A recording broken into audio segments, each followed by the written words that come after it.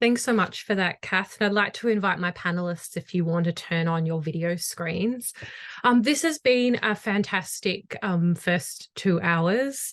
For those of us in Melbourne, it's in that 4 o'clock time slot here. So we're going to be really energetic, even if this is usually our snack time. And we really appreciate the folks at the Influencer Ethnography Research Lab for their invitation, particularly Professor Crystal Abaddon and her team for inviting us along, for the brilliant Welcome to Country, for all the organisation that they've done for the day. I'm speaking and working on Wurundjeri land of people of the Kulin Nations. I pay deep respects to elders past and present, and to any First Nations people who are with us today or listening in, and acknowledge that sovereignty has never been ceded. This panel 3 will go for the next hour. We have 3 incredible panelists with us: Tash Zheng from Monash University, Tom Short from RMIT University, and Dr. Clare Southerton from La Trobe University. And we're really here to talk about this binary that has emerged when we're talking about the internet or social media or digital technologies or digital gaming and mental health. So for us, the starting point really was that all of these things, however we want to define them, whether it's digital media, social media, and so on, platforms, have a negative, detrimental, harmful relationship with mental health or well-being, particularly that of children and young people. When we started to think about it a bit more, we noticed that it's not just that this story is reiterating long-standing media panics that both Crystal and Kath started us off with in their panel sessions, but also that research is bringing up this binary where digital media are seen as these horrible places for harm, negative effects, detrimental relationships. They're ruining everybody's lives, the mobile phone bans in schools and so on.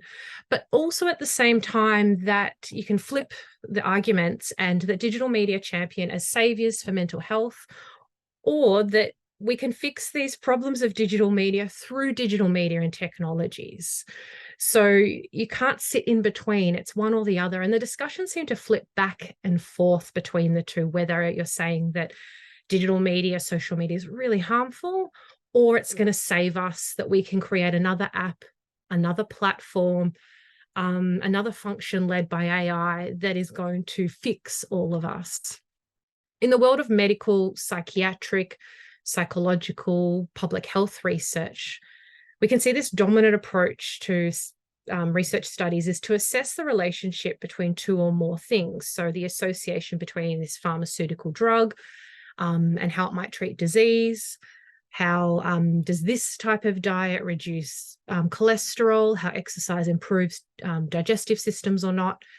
And we can see this framing flow out into how people think about social media or digital gaming or the internet and mental health. So we've seen lots of studies for the last few decades about social media or social networking sites being associated with positive or negative outcomes with some other measure: sleep hygiene, social connection, anxiety, experiences of cyberbullying, distrust to authority, whatever else that is going to come up. And this kind of framing keeps playing out in the ways that social media and mental health are discussed. For us, though, we can see that there are real material implications for this framing. So it's going to pop up again and again in the kinds of funding opportunities and tenders we might look to as researchers, and the sorts of scholarship we might do both internally and externally at the universities. It really guides research efforts towards fixing things or providing more evidence about how awful social media is. It returns again and again as questions from journalists or questions in our classes. It comes up again in our classes in discussions about digital natives, even from people who weren't the digital natives, who were the digital natives back when those ideas first circulated. It comes up again and again when we start to think about who has the right to speak on these issues too. So authority in these conversations about the relationship between social media, And mental health seems to be shifting away from media users, but also away from platforms and technology companies. So when we're asked these questions in our research or in funding opportunities and grants, in our classes or of journalists or working with other fields, they seem to want to know, who are the people that know the real issues? And it's very rarely the people doing media studies research, sociologists, cultural studies folks, STS folks, the people who have been doing moderation work for years, the journalists who have been working in this space for a long time, the people who have seen how these things have changed over time, so as teachers as well. And instead, we're looking towards different techno-solutionist entrepreneurs, very clinical psychologists who may not have been looking at things beyond the clinical work they're doing, journalists that have cottoned on to these as being complicated issues, governments as well. So for me, being in this space has always been fueled by anger, as most of my research endeavours have been fueled. And for me, the frustration of working in the youth mental health and education sector. And really in that space as a practitioner, trying to find a way outside of that binary. So not just saying what's going to be good for that young person to fix their mental health or their mental health problems, and not saying what's bad about it too, but something in between.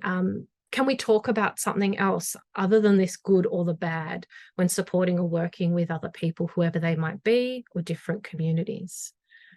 And this question of media being good or bad seem to take us away from that messiness of the digital.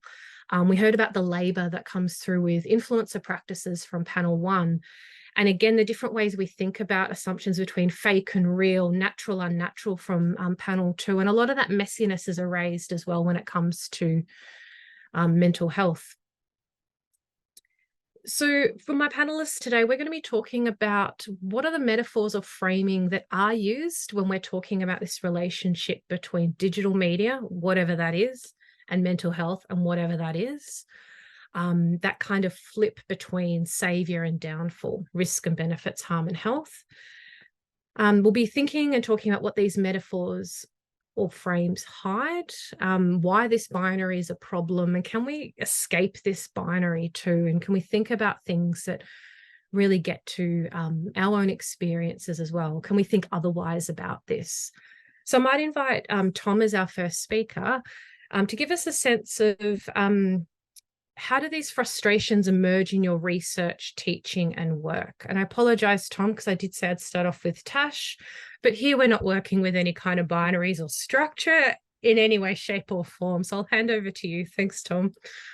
Hi, yeah, thanks. I also just want to quickly acknowledge that we're meeting on Wurundjeri. Well, I'm on Wurundjeri land, and people are on different Indigenous lands, wherever they are in so-called Australia, and that sovereignty was never ceded.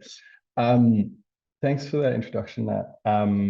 My work's on young people's experience of borderline personality disorder. And I guess in thinking about these questions, a lot of the sort of connection that comes up with social media for me is after diagnosis or just before diagnosis. The diagnosis of BPD gets thrown around in kind of complex and not very nuanced ways often. And so young people are sort of left to find out what it means for themselves. And often that means going onto social media or seeking help or understanding from, just Google searches. And there's just a whole wave of things that come out of that. You can get whole workbooks of very specific BPD therapies, but you can also go to a Reddit page where people who have ex-partners with borderline personality disorder discussing their experience of dating someone with BPD. And so I think in that you get that sort of really strong like that nuance that we're talking about with the mental health and the internet, where it isn't, you're not necessarily doing anything. It is about how people interact with it, and it's, you know, the framing of saving or destroying our mental health. It's both. It's none of them. It's all of them. You know, it doesn't. It isn't a clear sort of relationship, and you really see that when you talk to young people about their practices of using the internet and social media. Yeah, thanks, Tom. So you've already started to mess up this binary for us. I'm wondering, Tash, for you, are you seeing this binary come out in your research or having an effect in the way that you're thinking about your research, or are you, like Tom, seeing it this kind of messy, kind of yes, no, ambivalent, sometimes never space? Cool. I also just want to start off by acknowledging that I'm participating from the unceded lands of the Wurundjeri people, and I acknowledge and pay my respects to the elders past and present. I guess I kind of see therapeutic culture in my research as kind of really ambivalent and dissonant practice. So I'm looking at how Asian Australians come to terms with and manage their racial identities through digital culture. And I found that racial identity is often narrativized through this idea of the journey, where on, I guess, one hand, the logics of social media culture kind of position race and identity as this linear, classificatory, I guess, straightforward, achievable endpoint. But in reality, as the other panels have shown, digital culture makes such negotiations extremely disorientating for people. So I guess therapeutic culture comes through in my research in the ways that race and Asianness become something that participants feel they really need to work on constantly. Alana Lenton has kind of discussed how race as an idea is kind of persistent in discourse because it's seen as explanatory for lived experience. So for a lot of my participants, being able to perform this lived experience, whether it's something as small as like liking boba or having gone through, I guess, strict family parenting trauma, it means that they're given access and able to belong in certain places. So for a lot of these participants, they do the work to perform these kind of idealized understandings of race and Asianness that circulate in different spaces, but it's done through therapeutic practices like using Facebook groups in a kind of support group kind of way where, yeah, they'll tell really intensely intimate details about their family. People will often look for affirmation, whether that's kind of finding pleasure in what my participants call really hot Asian influences, or it can be a lot more explicit. So I had one participant who I think paid like $500 to do a course, a therapy course about Asianness.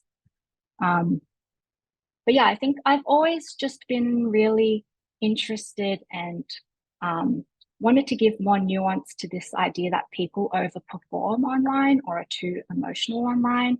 This probably stems from like my grudge against Angela Nagle's book, but yeah, I just want to be a bit more considerate with people's practices while maintaining that, you know, criticality. And yeah, I guess the ambivalent positions my participants face are about navigating that tricky position as racialized people who feel a lot of pain, and the way that the tools that they're often given in digital spaces are therapeutic ones, but they also feel that they need to maintain their own constructed positions as anti-racist subjects who can't visibilize that pain, who, you know, they have to acknowledge their privilege, they can't take up too much space. Yeah, hope that makes sense. It definitely does. And I can start to see across what both you and Tom have said, there's something about temporality and the timing of different things, and that shifting over time, not only, you know, how does borderline personality disorder emerge on social media over different times or different ways we understand therapeutic language, but also the value of social media in capitalism for getting access to things, or inviting us to spend more money on things like $500 for a course that probably was found maybe online. And then also making things visible that maybe were not able to be seen or discussed or shared in a messy, nuanced, ambivalent way. Claire, I'm wondering for you, how are you experiencing this binary pop up in your work? Yeah, I want to start by acknowledging that I'm also on the unceded lands of the Wurundjeri people, and I pay my respects to their elders past and present. I can see a lot of similarities in sort of how this is emerging in my work and in my teaching. So I teach pre-service teachers, so people who are training to be teachers. And I think that we've talked a lot about kind of, especially in the other panels, about the role of sort of children and the way that children are sort of mobilized in these moral panics. And I think that kind of comes up a lot in the education context. So a lot of my research has been looking at how young people access information in digital spaces. And I think that a lot of these kind of metaphors emerge around sort of, I guess, trying to find language that can give people a kind of concrete sense of what the right thing to do is, and especially for a lot of the students I teach, they're kind of saying, can't you give us a kind of quantitative way to determine what the right amount of screen time is, or the right, like amount of time a child should be on a on a computer, on a game, or, trying to find, I guess it sort of speaks to that like messiness, not wanting to be in the messiness and instead trying to find really rigid, stable guidelines, which I think also kind of, speaks to some of the stuff that Tash and Tom were talking about, where, there are these really messy, complex, ambiguous experiences that people have online that can't necessarily fall into a category of kind of wholly positive or wholly negative. And it's certainly the same for the experiences that, young people have on different digital devices, that you can't necessarily capture that in a concept like screen time. And I think that's something that I really struggle with, as both a teacher and a researcher, is trying to resist the desire, I think, that people have for a neat, convincing, quantitative, usually recommendation. And it's hard to seem as legitimate and convincing as someone who comes along and says, well, the recommendation is 2 hours, or, there's some kind of, more concrete answer. And unfortunately, the reality is that there isn't. And I think that's the kind of, I think, biggest metaphor that I come up against so much, is sort of, I think, wanting to find a measurable quantity of what the digital is and how it works and how it impacts us. What's the measurable impact of sort of digital things on us? And I think, so many of our experiences show that kind of can't be measured. And Claire, you've been doing a lot of work about TikTok. I'm wondering if you can tell us a little bit about that. And are you seeing things on TikTok fall into that binary? Or are you seeing them starting to play with that messiness and that ambiguity and even that ambivalence? Yeah, so I've been talking to young people aged 13 to 16 who use TikTok, kind of getting at their experiences. And it sort of speaks to a lot of the stuff that's been coming up today around, wanting to actually get at the young people's experiences versus the kind of popular narrative about young people. And I think it really, in many ways, I see the young people in the interview sort of repeating a lot of the these binary framings that we are talking about today. That either they sort of feel that they are, that TikTok is bad for their mental health, or that they feel that it's really, beneficial. It's a really supportive place. But I also find moments in these conversations where they themselves kind of, I guess, in trying to reconcile the kind of tension, get at why this sort of extreme doesn't make sense, because I think we all, like, I'm sure we've all repeated these same binaries ourselves. These are such familiar binaries to get into.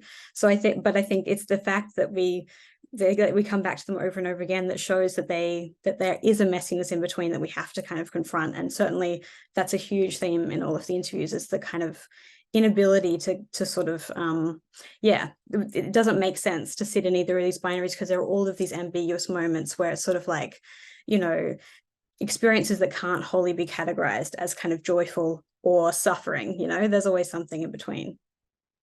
Yeah, definitely. And we can see that coming out in youth studies research too, where researchers during workshops with young people have said, you know, what do you like or dislike about social media? And immediately they'll go to, this is how awful it is. It's addictive. It's going to ruin us. It's going to be contagious. It's going to spread. It fuels narcissism, or that, you know, it's feeding us that, you know, a pretty awful diet, or, you know, our consumption habits are going to be pretty bad. But then when you sort of ask them, what is that for you? Oh, not really for me, only sometimes. And then you might see that slow flip into, actually, you know, social media has really helped me. You know, I'm seeing a psychologist and this is what's happening, or it's helped me feel a little more confident about who I am while reaching out for mental health care, you know, if you can access it. I'm wondering for you, Tom, when we talk about this framing, these metaphors, this language, I know for you, you've been quite frustrated about not so much just the binaries, but also that people don't see the messiness of what we're actually talking about. Like, are we talking about digital media, we're talking about gaming, social media, and so on. Can you tell us a bit about that? Yeah, I think an example I find really interesting in this sort of frame of the messiness of what we're talking about digital media is how we talk about therapy and AI, quote unquote. Jazz Floor is sort of been researching this and writing a bit about it and got a book coming out on it soon. But she looks at how the first internet chatbots were for therapy.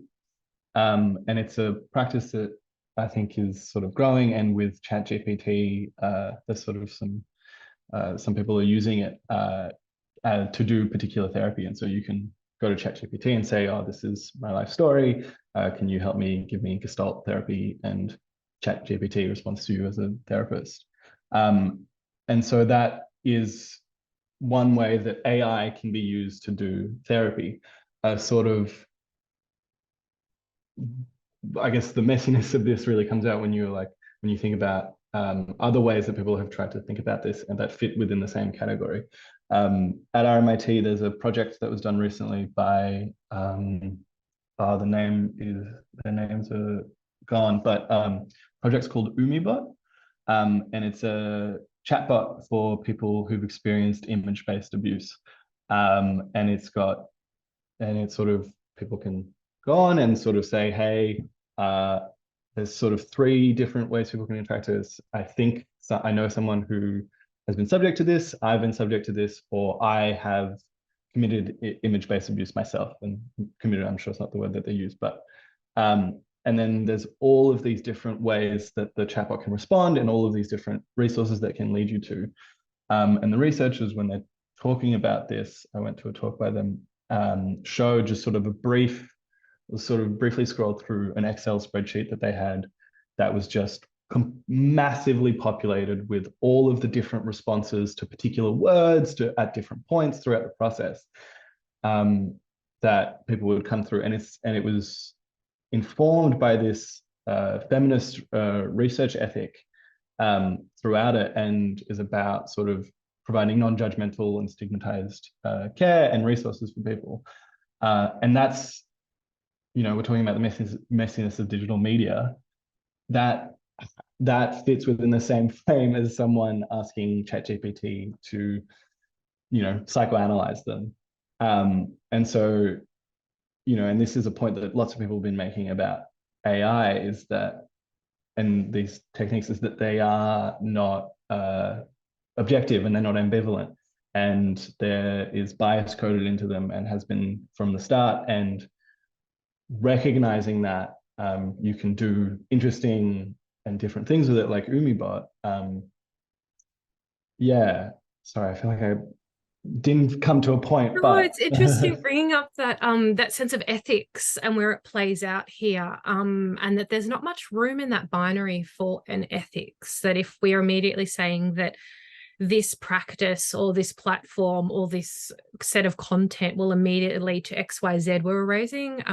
We might be reiterating a type of moral and orientation to the digital, but we're not giving space for the ethics of what that means for people and contexts and places, and things that are more human as well, and how that plays out too. And I'm thinking about how much work we put into teaching future teachers how to respond and support young people, you know, in their conversations, maybe about mental health or stress or distress, and that there is a, you know, a really simple flowchart for that, and that trying to create a feminist chat bot that'll talk you through image-based abuse is really complex. But, you know, at each step, you know, that's obviously, I mean, you've seen the spreadsheet, so being able to see all those little micro moments and decisions really shifts that sort of ethical orientation of what that AI product is. Through some of this, it's been interesting thinking about how things have changed over time. Tash, I'm wondering for you in particular, how has therapeutic culture, so the ways that people are using psychological language or ideas across social media, changed maybe from before you started your PhD through your research, and you're almost at the end of the PhD journey, so congrats. Sorry to use the word journey there. But yeah, can you tell us a little bit what you're seeing and the changes over time? Yeah, I was actually thinking about this and thinking more, I guess, broadly in like, when was the first time I recognized or saw vulnerability like be practiced so publicly online? And I think I remember when I was like 10 or something, my friend was going through a breakup and he kept putting these really sad songs on MSN. He's like, little, I don't know how you could change your name. And I guess the kind of dissonance between maybe friends during high school who would turn to Tumblr to speak to other people online about like how they were depressed and things, and you know how that was very normal, but then someone from school would find their Tumblr and all of a sudden, you know, their vulnerability, their feelings being made public in that way was just like so intensely ridiculed. And I still see that happening now. What I find really interesting is how this kind of language has become or filtered down into the everyday, the people who might not be really embedded in these online spaces where, I don't know, they're using this language or they're critical of it. So yeah, I also notice a lot kind of therapeutic talk on TikTok, therapists like fighting with each other, like this person hasn't actually referenced something backed up.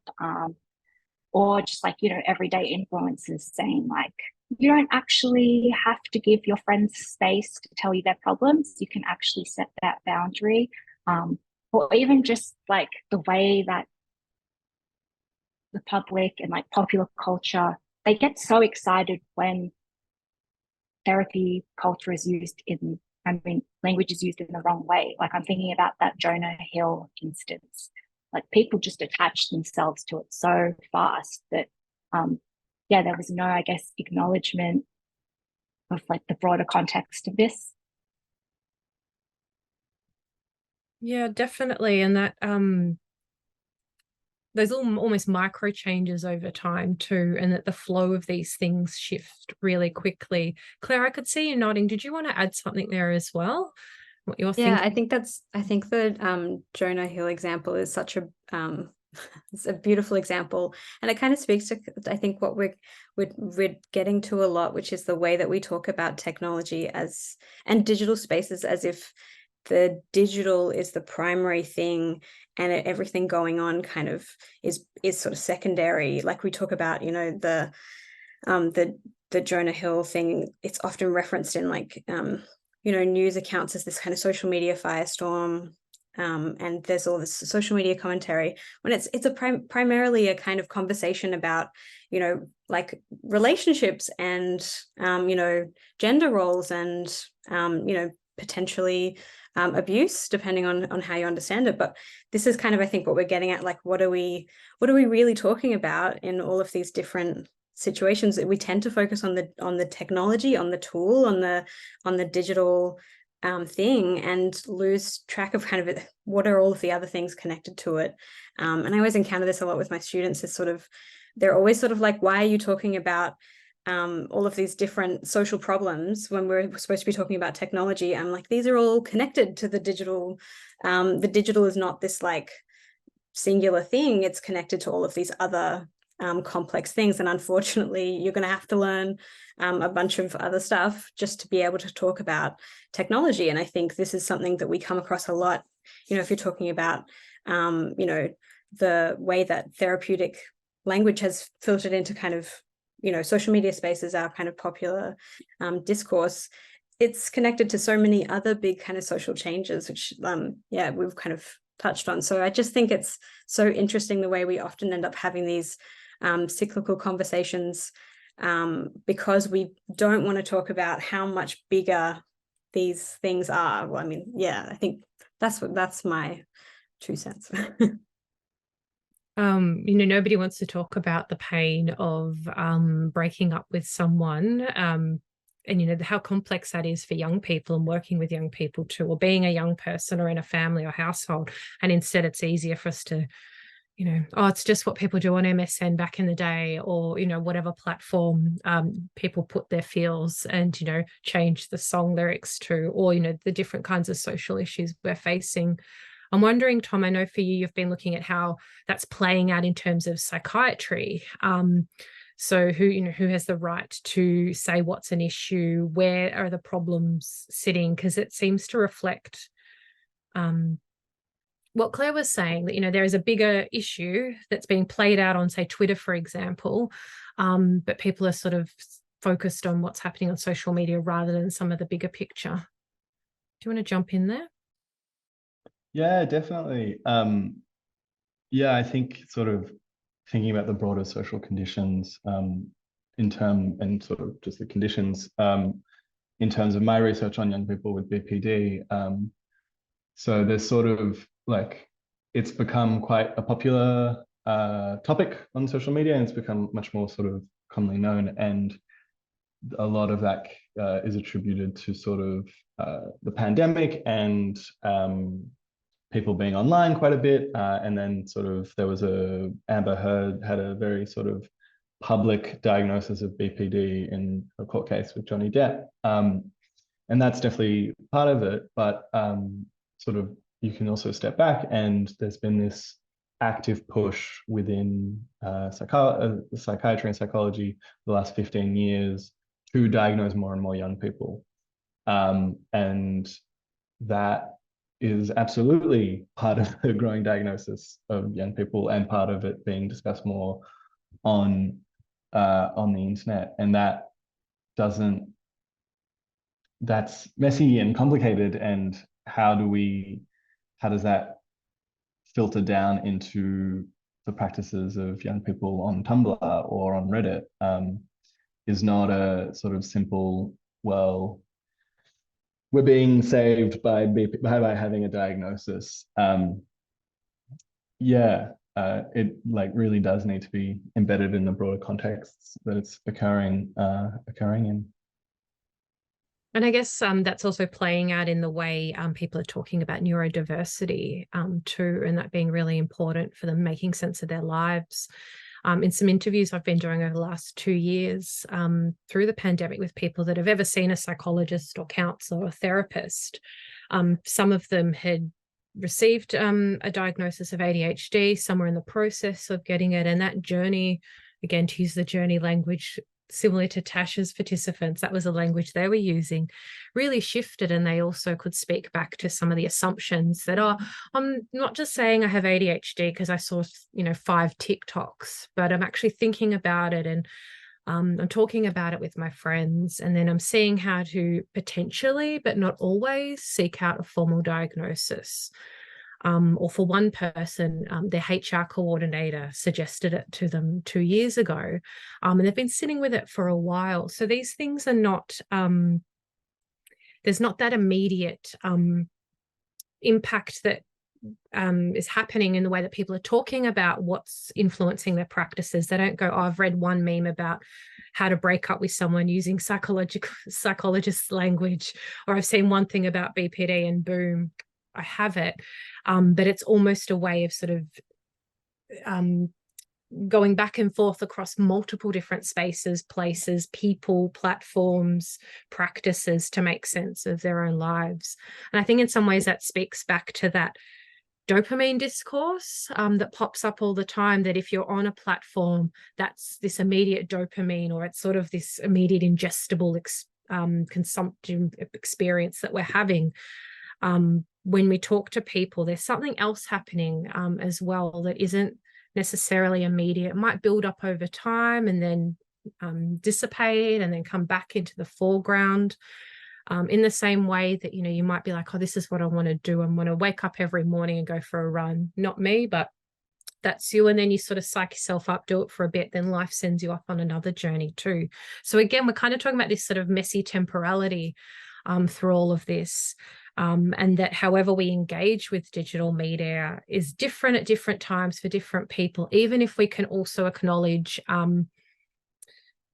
the immediacy of seeing something that might disrupt us or distress us in that moment. Those discussions about emotional regulation that kind of erase us thinking about, well, emotional regulation doesn't happen in a vacuum. It's within a social world and a structure where different ways that we think about emotions are appropriate. Final season football, your emotional regulation in that space is very different to when you've had enough of the week and you've been dealing with whatever else and you're just going to scroll for a bit too. So the ways that we might privilege these different things emerges, according to different social structures and influences. We welcome anyone who's listening in to share questions and thoughts. I know that we do have attendees on the Zoom session today who have experience, in supporting people through mental health challenges, both online and offline, even though, again, that's another binary we want to jump out of. When we first started to talk about this panel, one thing was that we were really just fatigued and frustrated and tired. And there was a bit of joy in having a little bit of a rant through it, discussion about what we would talk about today. I'm wondering, though, sometimes it seems like critical or social or cultural researchers, we just keep bringing up the problems of either how people talk about digital media or the problems of this kind of solution focus, moral entrepreneur orientation to digital media. So for us, the anger fuels me and it fuels some of you, and those frustrations get us talking and we can start to tease out things. But what is the point of us being frustrated and complaining about it or ranting to our friends as researchers, as teachers, as scholars? Where to next? Is being more nuanced about these things enough? What's the point, I guess? I struggle with this, and maybe Tash, I'll throw back to you, and then Tom, and then Claire. Are we just whingers, basically? No, I don't think we're whingers. I think when I look at the key binary in the way that my participants view therapeutic culture and I guess its place in politics, I think it's really important to be nuanced here. And I always think about Claire Hemming's suggestion that we really need to confront the belief of the politics that's completely knowable. And yeah, I get really frustrated because I don't see my participants as passive or stupid. They are highly aware of the kind of neoliberal politics of therapeutic culture and digital culture. But they also know that they need to find affirmation at the end of the day. They do need to find little bits of pleasure. And I think that's where you can, even though it's like the hardest work, that's where you can kind of find the most interesting insights. Like, why do they need that affirmation? Why do they need that pleasure? How does that reflect the kind of social structures at play in their lives, and the kind of negotiations that they're making? So I think, yeah, it's in the bits where it's not straightforward that you get the most interesting I guess, ideas. Thanks, Tash. It's nice that, in this complaint, frustration, anger-driven research agenda, that there's some beautiful, interesting moments there that actually speak to our politics too, not just interesting for interesting's sake. Tom, what are your thoughts here? I love to whinge, but I don't necessarily think we're just whingers. I think complicating this is really important because we sort of going back to that point about the broader conditions, we still refer a lot to the authority of psychiatrists and to those dominant sort of clinical frameworks a bit. The point that you were making, Nat, about people being like, oh, I didn't just see 5 TikToks on the internet and think I have a diagnosis of ADHD. I'm going to go sort of pursue a proper diagnosis. I think that there's interesting, important things going on in there, but I think that still relies on the authority of this expert outside that goes through a sort of disease medical model. And so talking about the practices of young people and talking about digital media practices, adding in that nuance, I think can work to erode at the sort of power that psychiatry has, and works to sort of create different stories about mental health that might actually not use the language of mental health. So yeah, I think there's sort of really, really important things that come out of bringing in this nuance, and just in the basic thing of the way that psychiatry often looks at people's experiences is quite binary, is quite simplistic. And there is some attempts to sort of change that, but still often within these frameworks that are built on a biomedical model of mental health that every day sort of crumbles a little bit more. But the sort of techno-positivist view is like, well, if we just get better at scanning the brain, we'll figure it out at some point. I really liked the way you talked about digital media offering space or opportunities for different stories to emerge too, to speak not only to but away from psychiatry, or just in another space too, that it's not always in opposition to it, but just that people can find spaces to use language or to connect or communicate beyond that biomedical model. Claire, I'm wondering for you, are we just whingers? I mean, I like a good whinge, clearly. But I think, in many ways, the strength of kind of, like we've talked about, kind of adding this complexity, this sitting in the kind of middle mess, is that these more neat kind of answers that it's either, that the internet kind of is the bad place that ruins your mental health, or it's this like utopia where you're going to find the silver bullet, is that those there's only disappointment in those places, right? So, especially like I'm thinking about if you're preparing students to go on to different professions, if you're preparing them to be teachers, in my case, we're not equipping them to go to do that role successfully. We're only setting them up for failure and to feel like they've done something wrong. And that's what I always think of when I'm having these kind of sometimes very annoying conversations where people are saying, what's the answer? Do I take it away, or do I kind of let them run loose, which is of course the only 2 options. I think ultimately, like, you're setting people up for failure if we're giving them only these kind of 2 very limited options, and kind of often leaving the individual as responsible for that failure, feeling like, okay, if I can't if I can't feel better by doing a social media detox or a digital detox, then there must be something wrong with me. Or if I can't find this kind of salvation in the digital spaces that I should be able to, like, why am I having a hard time? And it's kind of speaks to what we've been talking about, is that it's more complicated. There's kind of bigger social problems, at the moment and always, that kind of contribute to how we're feeling. And so, yeah, not wanting to let people down, I think is the way I see it. We can see that play out in how people are talking about the complexity of this themselves too, not wanting to let people know about things they're struggling with because they don't want to let people down. people who engage with services, not wanting to let people down, but also knowing all the problems with them and wanting to completely start from scratch and maybe not even have a thing called a mental health service, but address things like capitalism or poverty or inequity, but also giving space for people to be different and diverse in all the different ways they might be, whether that's about their mental health, neurodiversity, disability, ability, and so on. We do have a question from the audience. And in some ways, it's asking us to slow down a little bit too, because we've been asked to speak more to the desire for a quantified response. That when we're talking about mental health, that we do want this, is this going to make it better or worse? And can we quantify by which factor?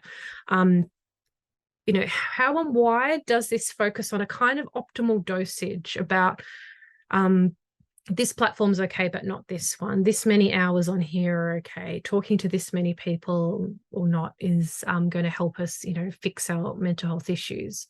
So how and why does the focus on this optimal dosage recur in popular debates and in the space of tech development as well? So maybe for us to think through, where is this quant coming from? Is it just because they're the dominant disciplines that shape the research, or is there something else there too? Who'd like to start with this one?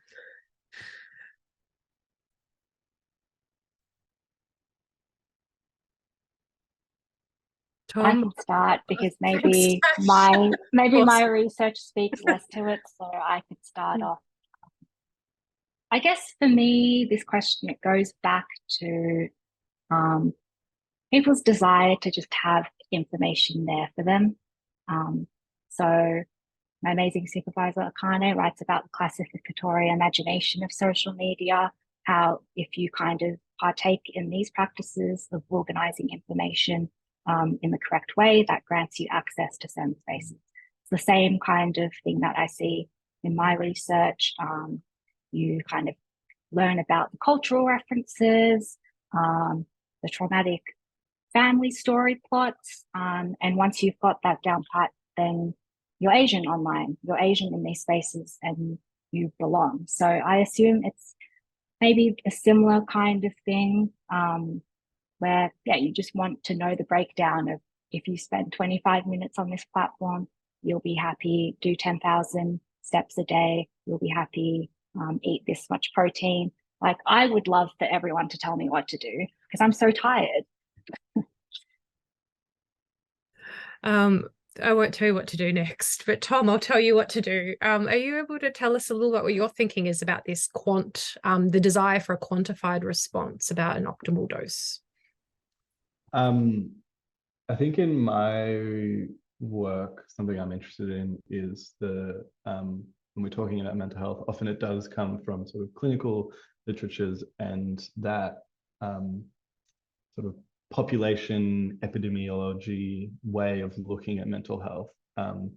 So much of that is quantitative and, by design. And that stuff is about public policy, but it sort of fuels a lot of the conversation, especially about young people in BPD, because that's where it's coming from. The other day, I was sort of reworking my literature review and working through some of this literature. And I got exhausted really quickly. And the thing I couldn't stop thinking about, it's a quote from, I'm not sure if Simone Fulger actually wrote this or quoted it in their book, but it's someone talking about the experience of being medicalized in the medical encounter. And it's don't just grope for my prostate, grope for my soul. And that sort of, I think that to me was just the sort of overwhelming feeling I had just interacting with literature just for a little bit of the sort of, on a sort of simple way, the humanity is just gone from it. And it's so, there's this interesting sort of interaction of sort of what you're talking about, Tash, of it would be really nice to have someone tell me exactly that 25 minutes a day on Instagram is the perfect amount. But also some days I'm hungover and 2 hours on Instagram is actually the perfect amount. And so I do think that a lot of that quantitative impulse does come from the sort of dominant literatures on mental health. and also the sort of tech bro Silicon Valley discourses that so dominate social media. Yeah. And it's interesting because we can see the kind of pushback to the tech bros, well, not so much the tech bros, but that quantified self in the wellness space too, which is both offering, I will tell you what to do with your life, but I'm not like that doctor who's going to grope for your prostate, but I'm going to actually look into your soul over 3 very expensive sessions. So we can see how even the flip side of this conversation has been made into a product within that kind of wellness culture, where, you know, you might not get, you know, a precise number of what you need to do each day, but some other offering too. So this messiness starts to come up really quickly. And we know that lots of tech bros in Silicon Valley are the ones that are often championing these kind of wellness practices and sitting in cold water and writing about it on social media. That show in Australia, I think it's probably from the US, Shark Tank, where you go and you say, hey, I've got this pitch for you. Will you invest in my, I don't know, whatever the product is? 2 of the folks who are the new sharks on that have written a lot about how they don't go on social media throughout the day. They're running, they're jogging, they're hacking their bodies, they're doing all these things. But at the same time, the way they structure their life is in aid of capitalism, where those finite numbers, how many people's lives have been improved by this product, and therefore the money that's coming in has grown too. So again, we're starting to play into the conversation we had in panel 1 about labor, and, you know, whose labor and how and why psychiatrists' labor, people's labor to lead a therapeutic life. Can we do the work outside of these numbers? Well, it's hard to do because we're kind of pushed towards them all the time. Claire, did you want to jump in here as well? Yeah, I think it's really interesting that you point out the kind of like the growth of these like wellness industries being able to you know, in many ways, yeah, like grab a hold of this sort of similar desire for, like, you know, mental health care. But I think in some ways there's a sort of similar issue, both in sort of both in the desire for a measurable response to mental health, and also in the kind of wellness. I don't necessarily want to say grift, but I feel like that, you know, in the wellness response to mental health, in that I think that what a lot of people are seeking is to have their have their mental health experience validated and recognized, because if it's measurable, it's real.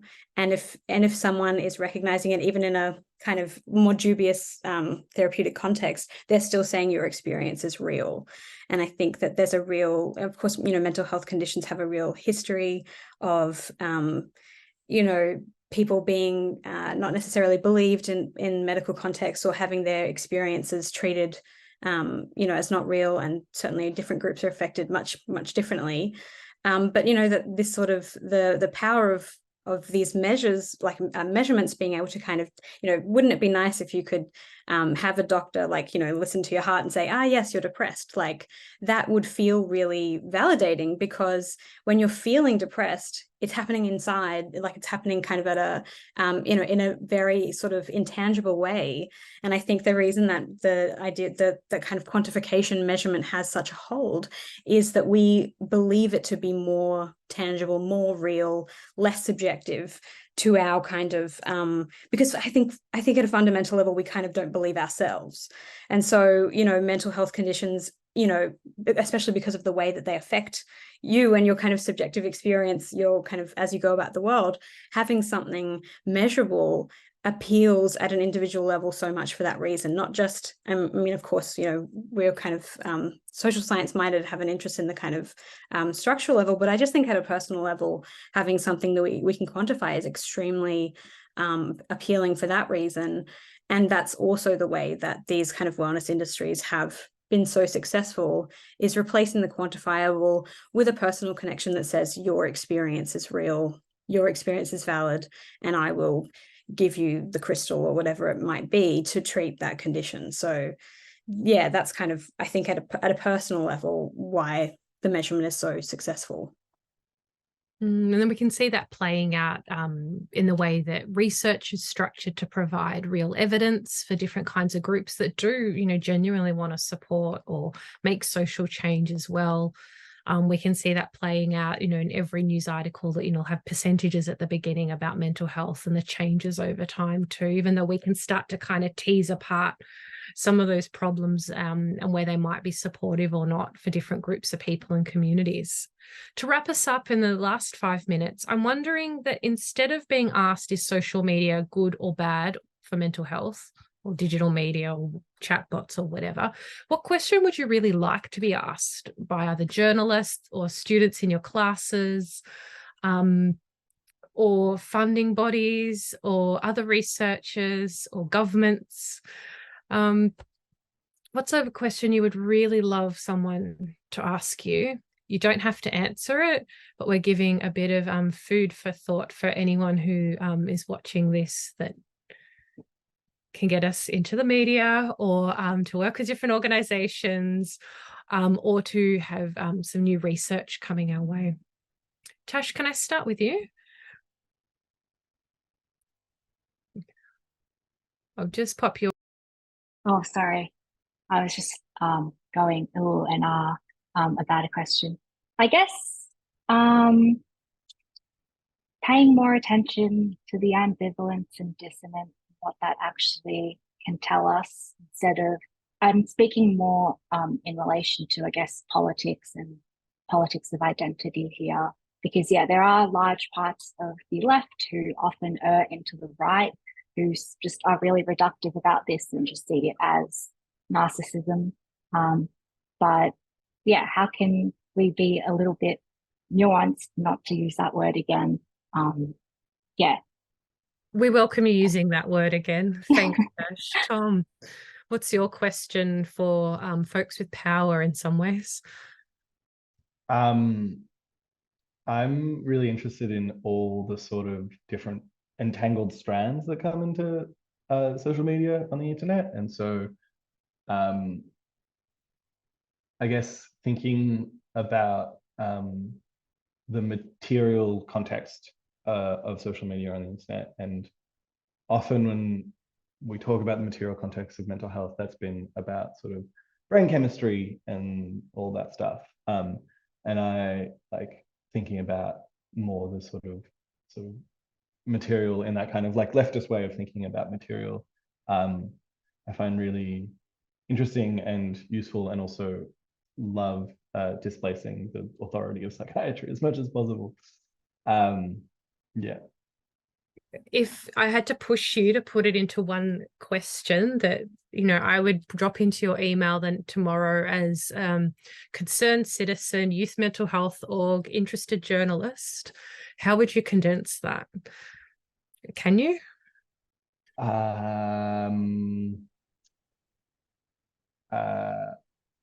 Context, maybe. What's the context? I really like context. I really like that idea, and that I like making that as broad as possible to talk about something that can be just as small as, being on TikTok for 20 minutes. Thanks for that. And thanks for dealing with the challenge too, because I'm really bad at simplifying questions. Claire, would you like to wrap us off with your question? What would you like to be asked? This might be a kind of like terribly broad question, but I guess I'm would be interested in more people kind of asking, like, how does the internet, or how does the kind of social media or digital spaces, like, how do they make us feel? And that kind of being interpreted pretty broadly about, like, bodily sensations and emotions. But I guess I kind of I think we're often really interested in, like, the cause effect, like, does, like, I guess, like, how does it make us feel? And like, is it bad? Is it good?